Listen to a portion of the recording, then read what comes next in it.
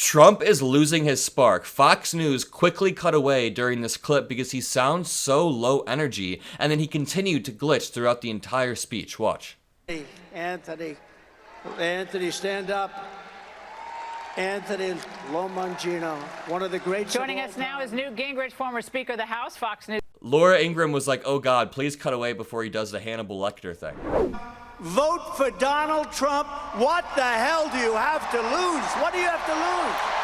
Trump asks, what do we have to lose? Well, if you're a woman in America, you lose your right to reproductive health care. If you're on the ACA, you lose your right to health care, period. If you're an immigrant in America, you lose the right to live your life safely every single day without fear. We could lose the Constitution that has existed since the inception of America. We could lose the peaceful transfer of power that Trump himself tried to thwart last election. Ukraine could lose the war to Russia, or the US could lose their standing on the global stage.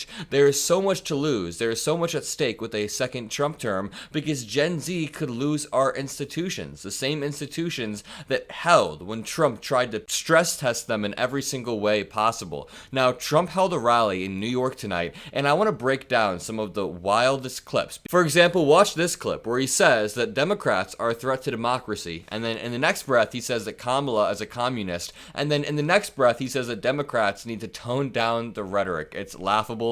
Make sure you leave a like on the video, and let's jump right in. Let me also deliver a message straight to Kamala Harris, the radical left Democrat politicians, and the fake news media. Look how many are there.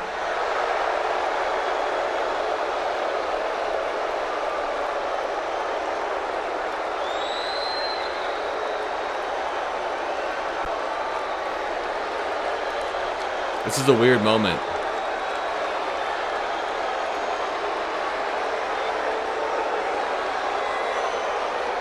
We've got to get our media back in this country. We've got to get them back. He's just pausing to attack the media relentlessly.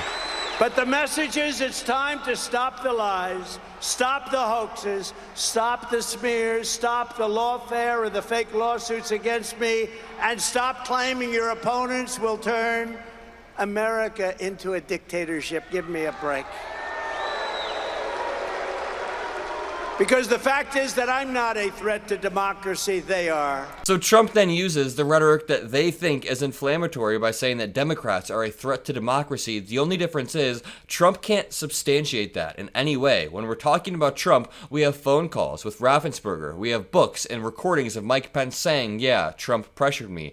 Different election officials got a call from Donald Trump in a similar way. Trump and John Eastman came up with an unconstitutional legal theory that said Mike Pence could unilaterally decide the results of the election. So yes, Trump tried to subvert the will of the American people in every single way. That is why he's a threat to democracy. And also, he keeps trying to imply that Democrats amped up the tension in America when his entire entry into politics was villainizing every single institution around him, acting like Obama wasn't born in America, saying he wants to lock Hillary up, injecting conspiracy theories into the homes of millions of people. I can't believe he said in this clip, stop the hoaxes, stop the fake stories or whatever, when him and his running mate single-handedly mainstreamed a conspiracy theory that is harming immigrants in America. In this clip, Trump tries to claim that we're doing things in politics they've never seen before.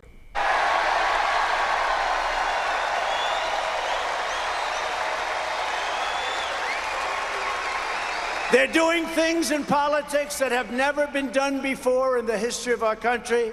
And worst of all, with their open borders and bad elections, they have made us into a third world nation, something which nobody thought was even possible. Americans deserve a campaign based on the issues. We try and keep it on the issues. Trump thinks Kamala and Tim Walz are running a campaign that is not normal in politics. Why? Because they're not talking about Hannibal Lecter, or they're not talking about sharks and electrocution.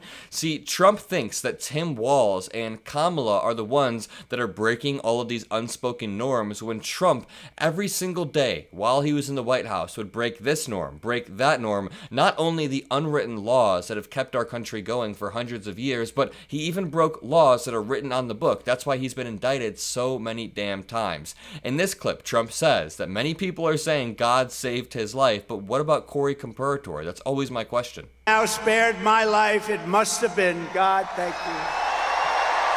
Must have been. God doesn't care about all of those school children who have been butchered over and over, and something weird about this speech is that Trump keeps pausing for silence in a way that he doesn't usually do. It's almost like the sign of somebody who's ending their political career and he just wants to soak in the last round of applause.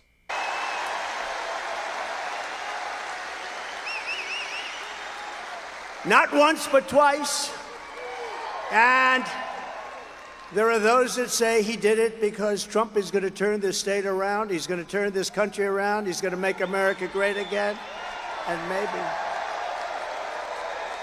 Just killing a firefighter is okay, though. God thought we had to sacrifice Corey so that Trump could still be losing in the polls. Then begins the part of the rally where Donald Trump glitches during every sentence. He calls Russia Ruffa. The biggest site anywhere in the world, probably bigger than Saudi Arabia, bigger than Russia. He needs to move to Ruffa. He then unravels even more and calls migrants migrants. Illegal migrants, and they're not getting it from the...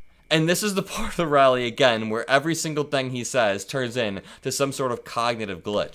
Trump then tries to gaslight the crowd into thinking that Rasmussen is the most credible pollster. When you're clinging on to Rasmussen, you know your campaign is dying. And by the way, the Hispanic support, do we have any Hispanics?